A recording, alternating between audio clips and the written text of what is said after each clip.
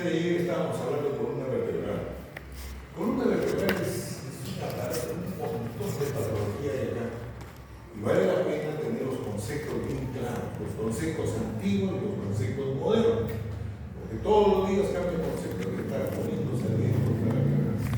Columna vertebral, hay muchos vendedores, como les dije ayer, se dice culebra, médicos que están mal informados, tecnólogos, ahora han aparecido unos que van a hacer estudios en Estados Unidos, en estas academias o universidades, y aparecen como quiroprácticos acá. Y la pobre gente adolorida acude a ellos para ver si le cambian los dolores. Entonces, van, les hacen ejercicios, algunas veces resuelven sus problemas, pero muchas veces, como son patologías a veces muy avanzadas o son crónicas, los pacientes no tienen a veces solución. Entonces los pobres pacientes terminan con aventureros en el mundo de la cirugía, que terminan operándolos y lo dejan peor que antes. En algunos casos. En la mayoría de casos, los pacientes que son sometidos a columna vertebral resuelven sus problemas. Pero dentro de los que quedan, en algunos casos quedan con secuelas de por vida, ¿no? Con limitaciones al caminar, con dolor permanente, con relajación de esfínteres, etcétera, basándonos solamente en la patología de la osteoartrosis o degeneraciones de la columna vertebral. No quiero tocar la patología de los pulmones, no quiero tocar la patología de los parásitos, de las bacterias que destruyen la columna vertebral, como la tuberculosis pulmonar, etc. Entonces la columna vertebral está constituida por 33 vértebras, 7 cervicales, 12 dorsales, 5 lumbares, 5 sacras, 3 a 4 coxales. Y siga usted, doctor, avance en la parte donde nos hemos quedado. Nos hemos quedado más adelante. Nos hemos quedado en una parte donde estamos haciendo la proyección de las vértebras sobre el resto de vísceras cervicales, vísceras torácicas y abdominales. Avance. ¡Ay! Retroceda. Ahí nomás. Repetimos, porque repetir en medicina y en anatomía especialmente es bueno, porque se fija el concepto más. Repetimos. El agujero foramen mano, o llamado también agujero occipital, está en el plano que pasa por la máxima altura de la bóveda palatina. Repetir, el agujero occipital o foramen mano está en el plano que pasa por la máxima altura de la bóveda del paladar. Hoy estamos hablando del paladar óseo, ¿no? Que es el que tiene la mayor altura. Entonces, el agujero occipital o foramen mano está en el plano que pasa ese plano por la máxima altura de la bóveda palatina. El segundo concepto que yo tengo que tener en cuenta, que la tercera vértebra cervical está al nivel del plano que pasa por el hueso hioides, pero no por las asas, sino por el cuerpo del hueso hioides. A esa altura donde está el cuerpo del hueso hioides, yo proyecto imaginariamente un plano horizontal y va a llegar a la tercera vértebra cervical, o dicho de manera inversa también. La cuarta y la quinta vértebra cervical entrar en un plano en el borde superior de la cuarta, vértebra cervical y el borde inferior de la quinta vértebra cervical. Ambos bordes están en planos que pasan por el borde superior e inferior del cartílago tiroides. O sea, cuarta y quinta, cartílago tiroides. Y en el borde superior del cartílago tiroides es importante mencionarlo. ¿Por qué yo tengo que acordarme del cartílago tiroides? Porque el cartílago tiroides es un punto de reparo cuando estudiamos cuello, porque ahí a esa altura se divide la carótida común en carótida interna y carótida externa. Esa es anatomía topográfica, anatomía de relación, que yo tengo que tener la idea clara, ¿no? Que el borde superior de mi cartílago tiroides se relaciona con el punto la carótida primitiva o común en interna y externa. ¿Y por qué? ¿Cómo la localizo a ese cartílago tiroides? Lo palpo, es fácil palparlo en el cuello. El borde superior también es fácil palparlo. Pero yo sé que el vértice, el borde superior e inferior, están en los planos de la cuarta y quinta vértebra cervical. La tercera está en relación con el hueso ioides. El agujero occipital con el borde, el plano de la máxima altura de la bóveda palatina. Tercera cervical, cuerpo ioides. Cuarta y quinta cervical, borde superior e inferior del cartílago tiroides. Siguiente. Voy a la sexta, esta es la más importante, la sexta vértebra cervical. De toda la columna cervical, la vértebra que tiene más relaciones con estructuras en el cuello es la C6. La C6. Entonces, hay un plano que pasa por el cartílago cricoides. ¿El cartílago cricoides dónde está? Debajo del cartílago tiroides, que es parte de la laringe. Entonces, ¿cuáles son los reparos anatómicos? Mis relaciones anatómicas. Yo localizo a ese nivel la laringe para arriba. La laringe para abajo. La laringe para abajo. Termina ahí, la laringe para arriba, estoy hablando mal. La laringe y termina la laringe a nivel de C6. Se inicia la tráquea. Debajo de la laringe se inicia la tráquea. Se inicia el esófago. Debajo de la faringe se inicia el esófago. Finaliza la faringe. Entonces yo voy a hacer que la C6 me va a relacionar con la parte final de la laringe, con la final de la faringe y con el inicio de la tráquea y el inicio del esófago respectivamente. C6.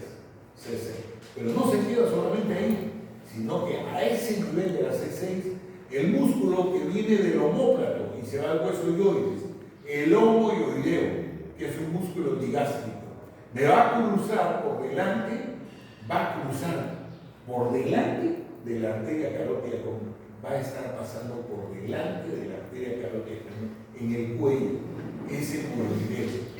Entonces aquí la pregunta sería, ¿a qué altura el músculo moioideo cruza la arteria carótida común? A la C6, a la altura de la vértebra cervical. El siguiente concepto, la arteria tiroidea inferior. ¿No? Hay una arteria tiroidea superior, hay una arteria tiroidea inferior. La arteria tiroidea inferior cruza por detrás de la arteria carótida común. ¿A la altura de quién? De la C6. Si yo proyecto un plano a ese nivel vital, yo lo localizo. ¿No? Entonces, la carótida común tiene dos relaciones, con el moioideo por delante y con la arteria tiroidea inferior por detrás. Esa es anatomía. Y hay un cambio del sistema nervioso autónomo.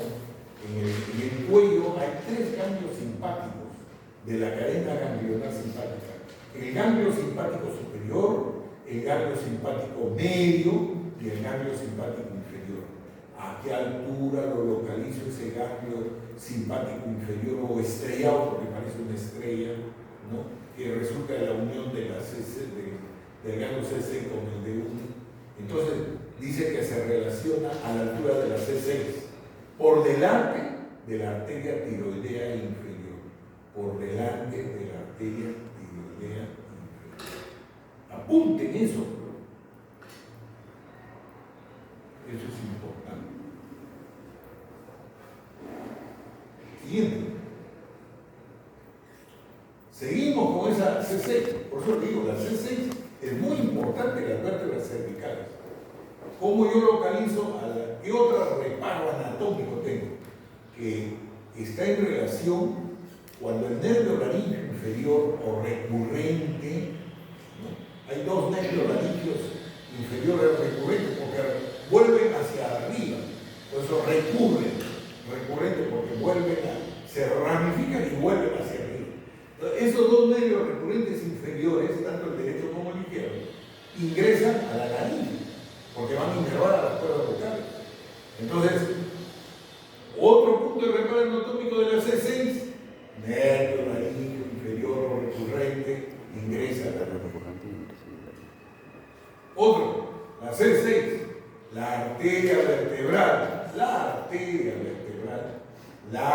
vertebral, ingresa ¿a dónde? En el agujero de la apófisis transversa de la C6. No ingresa en la C7. ¿Ya? La C7, que es vértebra cervical, también tiene su agujero, pero no entra ninguna arteria. La arteria vertebral ingresa justo. ¿De dónde es la rama de la arteria vertebral? De la subclavia, ¿no? Entonces ella ingresa y se mete tanto en el lado derecho como en el lado izquierdo.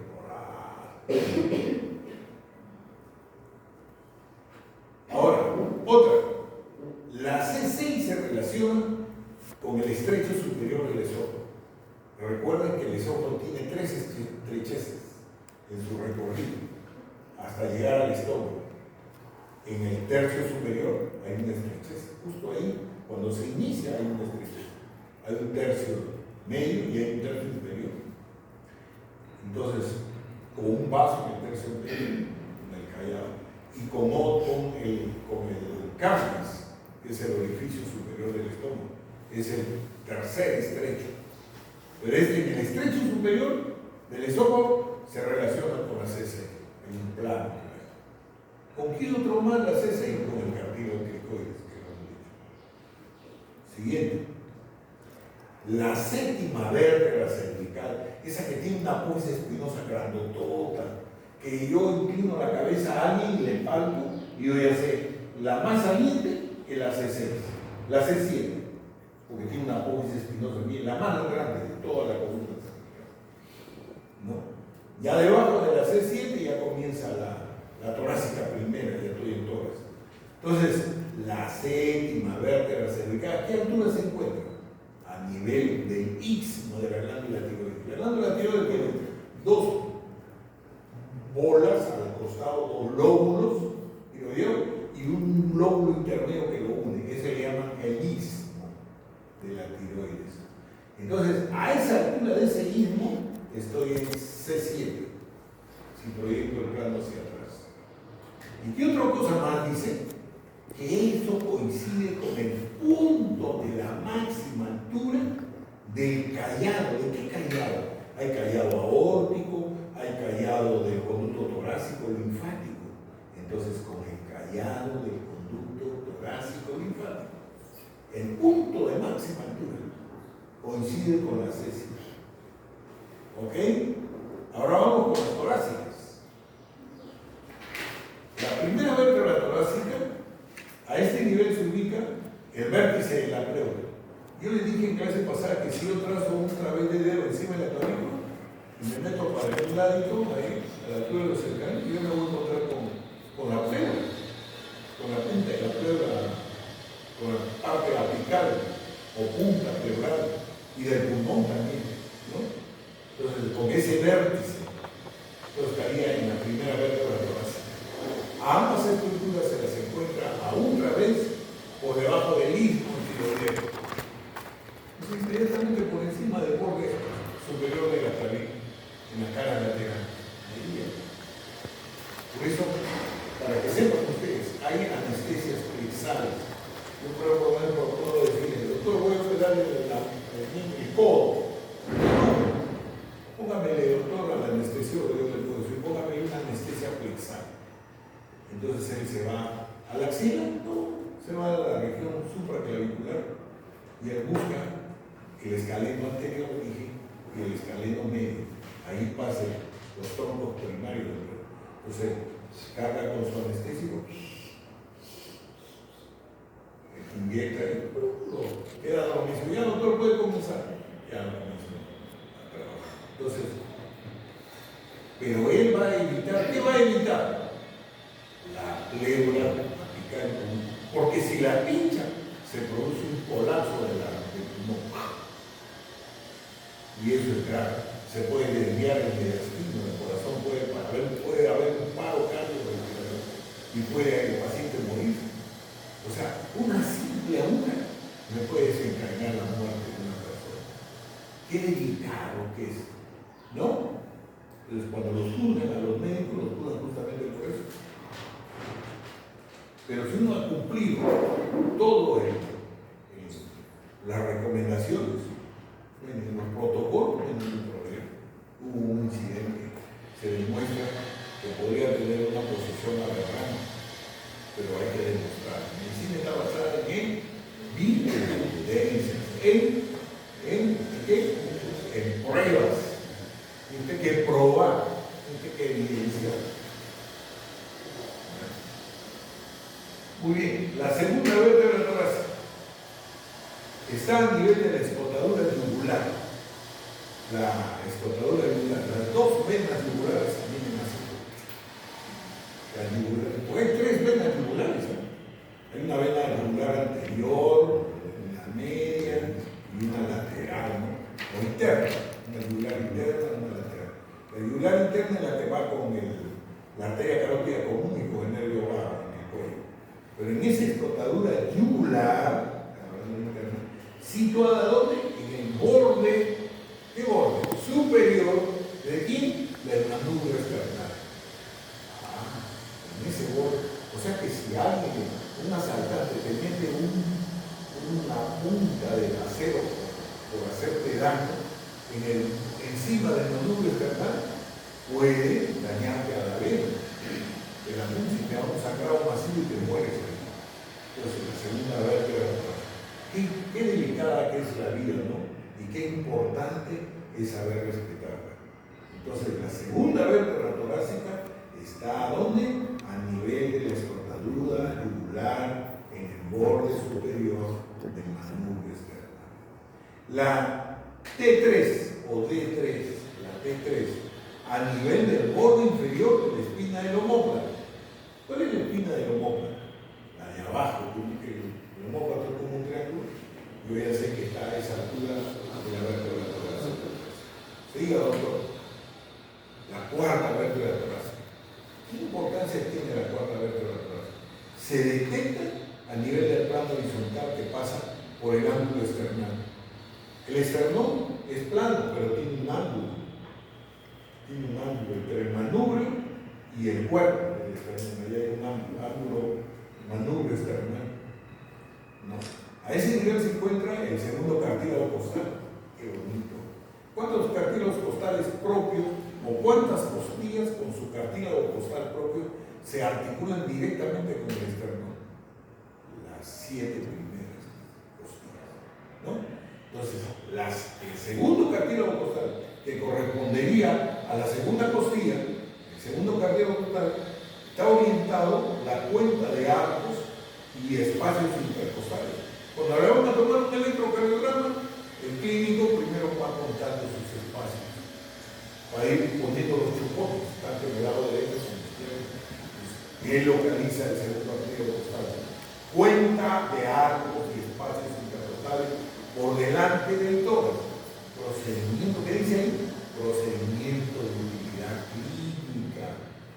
El clínico, el que coloque el estetoscopio para auscultar pulmones, el que va a hacer referencia con el electrocardiograma, etc. En ese mismo plano está dividiéndose en mediastino, que es el espacio que está entre los dos pulmones, en un mediastino superior y en un mediastino inferior. Qué bonito. O sea, que la T3, la T4 es importante, porque me está sirviendo como un plano de relación que a esa altura se divide en mediastino superior y mediastino inferior. ¿Qué otros más? Dice, los fondos de saco pleurales anteriores, que se unen detrás del esternón, a esa altura se unen. El fin de la aorta descendente. Decíamos que hay una aorta, un ascendente, hay un callado aórtico y hay una aorta descendente. Entonces, el fin de la aorta descendente es en T4. Acuérdense bien eso. Repítanse. Vayan caminando y vayan pensando T4, con 15 relaciones. El fin de la tráquea también, justo a ese nivel de la... ¿Cómo se divide cuando se divide la tráquea? La carina. La carina está a ese nivel de la carina, está el plano que pasa hasta la T4. Y lógico, a nivel de la carina se inician los bronquios extrapulmonares. Entonces, a ese nivel también estaría el inicio de los bronquios. ¿Qué otro punto de reparo anatómico, la terminación de la vena cava inferior. O sea, la cava inferior que pasa atravesando el diafragma, entra al tórax, recibe las venas suprahepáticas, llega hasta la aurícula, ¿cómo se llama la aurícula? Derecha, y ahí termina. O sea, ahí termina en el atrio o aurícula. Atrio o aurícula. Atrio, ¿qué cosa es atrio? En las iglesias, ¿cuál es el atrio? El antesala. ¿No han visto una iglesia? Tiene un patio hacia afuera, una sala, antesala, y ya cuando usted ingresa a la puerta, a través de la puerta de la iglesia, ya está en la iglesia propiamente. Entonces, cuando hay casas que tienen una antesala, le dicen salita de recibidor, una antesalita, un espejo, un pequeño asiento, que no es la sala propiamente. A eso se le llama el atrio o aurícula. El atrio o aurícula derecha, en este caso del corazón, termina ahí la cava inferior. ¿Dónde más tenemos de la cuarta vértebra torácica? La terminación del callado de la ácidos mayor. Hay una vena ácidos mayor y hay una vena ácidos menor, ¿no? Que van a ingresar a desaguar ¿dónde? En la vena cava superior. En el caso de la vena ácidos mayor, está desaguando su sangre en la vena cava superior. Pero ella antes de desaguar hace una especie de un codo. Ese codo se conoce como nombre callado. Entonces, cuando termina el callado, a esa altura está el plano que va a la vértebra torácica cuarta. La vena ácido mayor, cuando hace ese callado, está cabalgando al bronquio derecho. Me pueden preguntar en el examen. El bronquio derecho. ¿A qué altura la vena ácido mayor está cabalgando al bronquio derecho? Apúntenlo. Las estrecheces broncoaórticas del esófago, porque el esófago le produce una estrechez el bronquio y la aorta, o estrecheces medios. Le hemos dicho que hay un primer estrecho superior del esófago, hay un estrecho medio y hay un estrecho superior. El estrecho superior es cuando recién se inicia.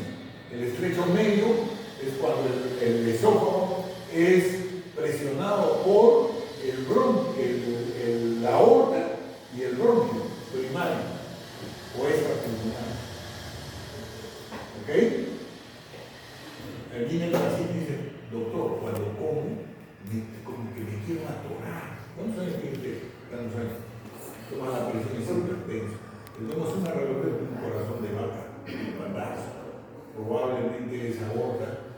Toma una radiografía torácica del botón aórtico, una hipertensión, una aorta bien crecida. Seguro que le está presionando al esófago.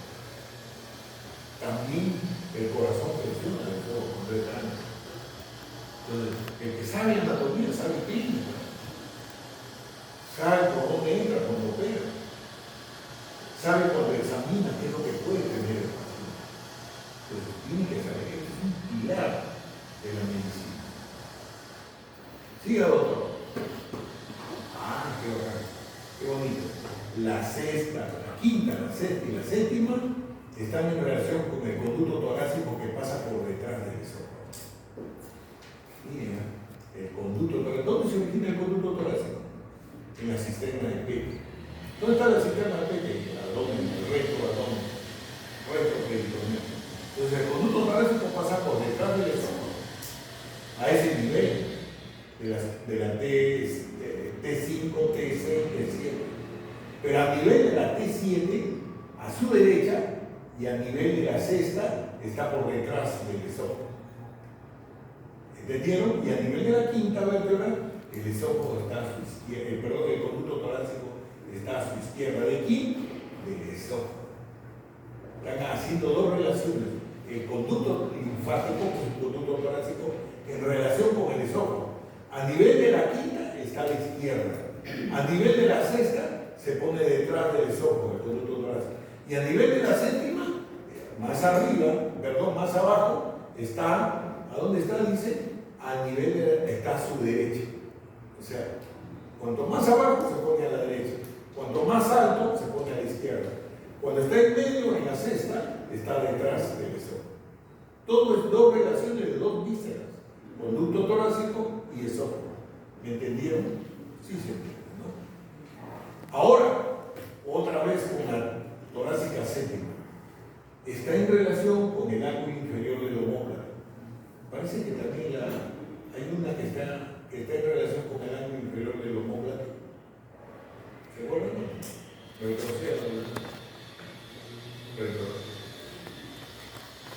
¿Qué dice? Tercera vértebra torácica a nivel del borde inferior de quién? De la espina del omóplato. No del ángulo inferior, de la espina del omóplato.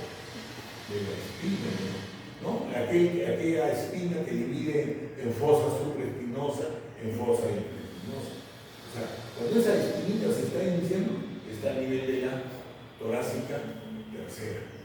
Pero, siga doctora adelante, volvemos a rebobinar. Hay nomás la que dice que la séptima torácica no está en relación con la espina. Con la espina está la tercera. La séptima está con el ángulo inferior del omóplato, que es un punto de reparo que me señala el séptimo espacio intercostal. Séptimo espacio intercostal. Y permite la cuenta, permite que yo cuente por detrás los espacios intercostales. El clínico puede encontrar, ¿no? Quinto, cuarto, tercer espacio intercostal, octavo espacio intercostal, noveno, décimos. Y al ladito dice posee valor clínico, pero también posee un valor quirúrgico para el cirujano y también para el clínico. La séptima vértebra cervical en relación con el ángulo inferior del omóplato. Por lo tanto, se relaciona con el séptimo espacio intercostal. Y la octava vértebra torácica está a nivel de la vena cava inferior cuando está atravesando el diafragma. Qué bonito. O sea, cuando está atravesando el diafragma, la vena cava inferior está justo a ese nivel, si yo lo proyecto con la T8. Con la T9 corresponde a la apéndice sifosis external. O sea, que donde estoy con la punta del esternón abajo, estoy ya a la altura de la novena torácica. La décima torácica, cuando el esófago atraviesa el diafragma. O sea que el esófago está bien bajo atravesando el diafragma, más abajo. ¿Por qué? Porque el diafragma es como una cúpula, es una cúpula. Entonces, en la séptima está el espacio. En la octava yo tengo que ver que la vena cava inferior. Y en la décima, recién el esófago está atravesando el diafragma. Pero la cava ya la perforó al diafragma a la altura de la T8. Y el esófago atraviesa el diafragma, lo perfora a la altura de la T10.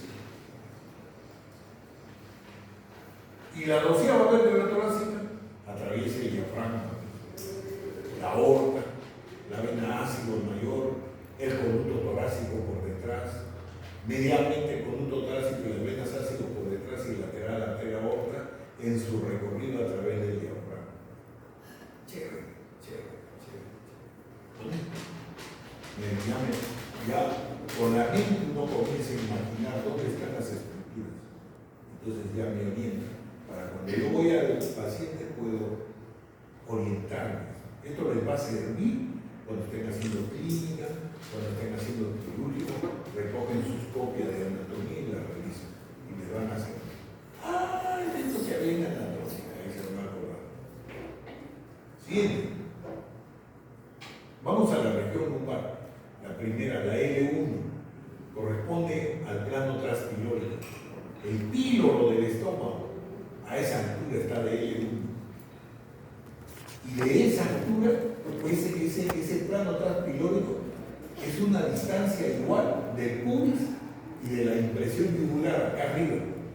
Pubis y de acá esternón. En la mitad de su camino está la L1, en un plano que pasa así. Está el píloro. ¿Se acuerdan? ¿Me entienden? Yo cojo el pubis, esta es la parte anterior de la persona. Cojo el pubis, el borde superior del pubis, y cojo la impresión yugular, o sea, el manubrio esternal. La mitad está el píloro. Otra vez, el borde superior del pubis, yugular, manubrio esternal, el borde superior. La mitad de esa distancia, a ese nivel está el píloro. Y a ese nivel me proyecto con un plano hacia atrás y estoy en L1. Pero el píloro dice que tiene un detalle. Está por arribita de la L1 y a la derecha de la línea media. O sea, está más para el lado derecho. Pero hay otro dato anatómico que se puede aplicar en la parte clínica. El ángulo que hay entre el duodeno y el yeyuno, donde está el ángulo de 3. El ángulo de 3. Ahí a ese nivel del duodeno está inmediatamente por debajo y a la izquierda de la línea media. Qué bonito. Por debajo y a la izquierda de la línea media. Tercero, el origen de la arteria mesentérica superior también, en L1. Hay arteria mesentérica superior, rama de la aorta abdominal. Hay arteria mesentérica inferior. La mesentérica superior se está originando a la altura de la vértebra lumbar de la aorta, porque ahí esa arteria nace en la aorta. Es la que irriga las asas yeyuno-iliares, el yeyuno y el hilo. Es la que irriga la mitad derecha del colon transverso, el que irriga el colon ascendente, el ciego, esa arteria mesentérica superior. ¿Dónde se origina?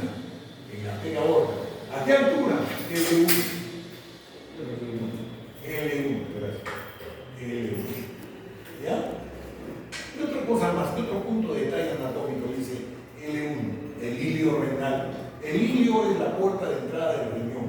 El ilio renal izquierdo está inmediatamente por encima de la L1. Y en el lado derecho, el ilio renal derecho está por debajo de la línea transpilórica, a nivel de la intersección con la línea medio clavicular. O sea, yo cojo la mitad de la clavícula y trazo una línea para la pancita, para el cartílago de la abdomen. Una línea derecha, medio clavicular derecho, medio clavicular izquierdo. Entonces, donde se intersectan esas líneas, yo puedo localizar en L1, a la altura del plano que corta con L1, y entonces puedo localizar el ilio renal izquierdo y puedo localizar el ilio renal derecho.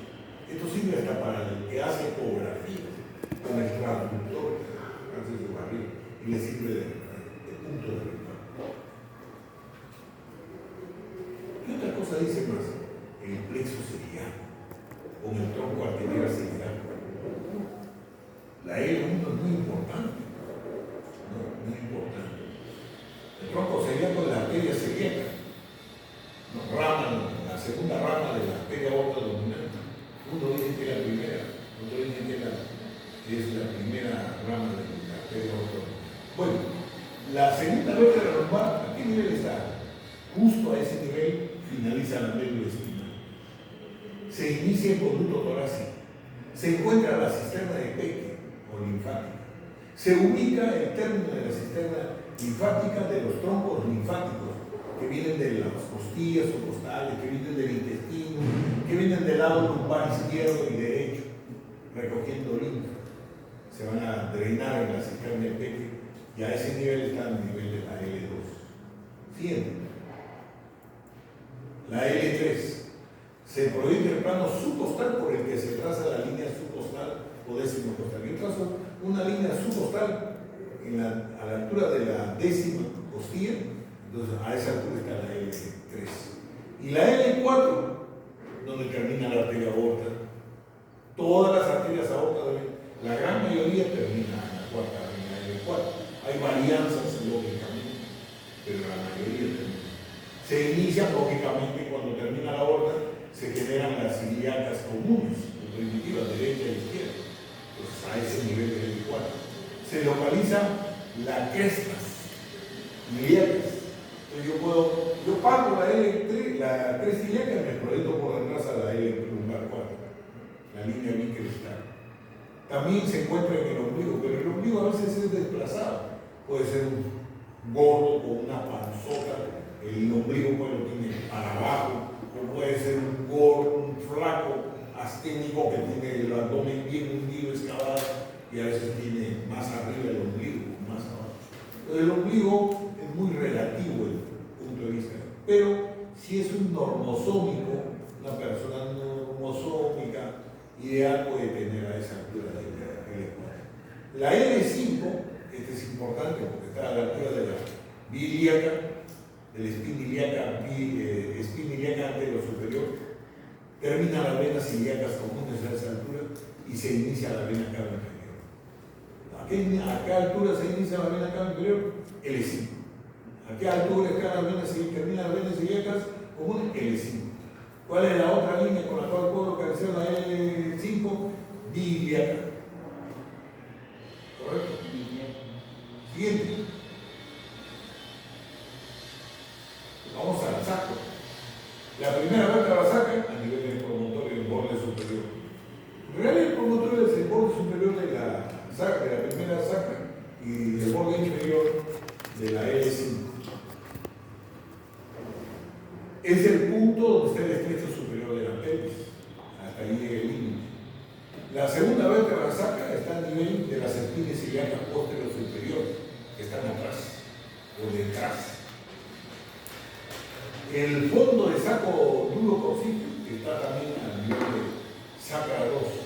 La vértebra sacra 3 a este nivel está con las líneas posterior inferiores a la altura de las espinas ilíacas posterior superior. Termina el colon sigmoide. Ustedes están al lado del paciente, por profesor le dice velocidad. A ver, doctor, ¿a qué altura termina el colon sigmoide? En la pelvis. ¿Pero qué altura? Al lado del recto. ¿Pero qué altura? O sea, comienza a divagar. El que se acuerda de su anatomía termina en el colon sigmoide a la altura de S3. Allá. Son puntos a favor. Se inicia el recto. Donde termina el sigmoide se inicia el recto. Siguiente. Ahí tienen los nervios. Ven ahí los amarillos son los nervios espinales. Los 31 pares de nervios espinales que están pasando. De columnas cervicales. Ahí está la arteria vertebral. ¿Ven cómo está metiéndose por los agujeros? Ahí está la arteria vertebral. Ahí está la pulso odontoides, el ápex, el axis y la presión. Ok, siguiente. Ahí están las arterias vertebrales. Miren esa codadura que hace. Este codo, miren esto de acá. Es como un sifón. ¿Sí o no? Si ustedes cortan un water, los water que tienen en los baños, lo cortan y tiene un sifón así parecido. ¿Qué es lo que busca la naturaleza? Ya la naturaleza ha creado eso. Los ingenieros sanitarios eso han copiado la naturaleza. Que la naturaleza lo tenía ya construido en nuestro organismo. ¿Qué es lo que busca? Retener la sangre arriba. El encéfalo no puede estar privado de volumen sanguíneo. Lo trata de retardar que la sangre llegue a la mayor cantidad de sangre y se quede buen tiempo la sangre arriba. Esa es la finalidad de mantener un buen flujo sanguíneo. Mantener un buen flujo sanguíneo.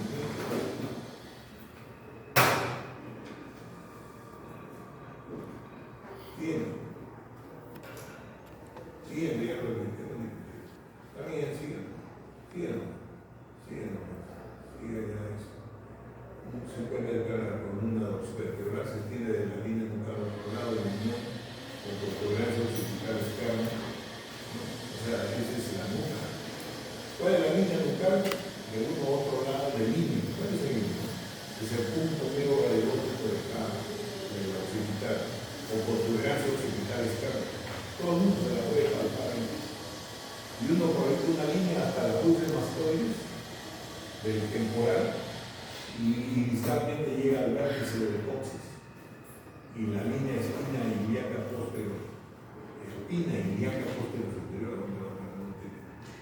Ahí distalmente llega al vértice del coxis. Y la espina ilíaca posterior.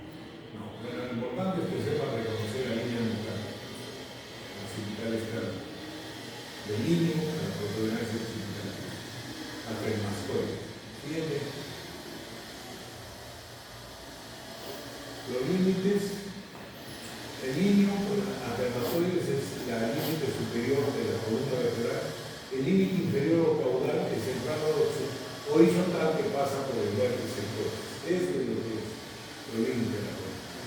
Los límites laterales es el borde anterior del trapecio, está al lado de la línea axilar posterior. Hay una línea línea axilar posterior, hay una línea axilar media, hay una línea axilar anterior. Pero lo que a mí me interesa para ver los límites es la línea axilar posterior. La proyección de esta línea está en la cresta del pie. Los bordes laterales del sacro. Sigan. ¿No? Muy bien, doctor. No, ya, ese es para ver el cuello. Ya no, ahí no. Es para ver. ¿Ah? Puede tener la perfección del sacro. El sacro, a ver.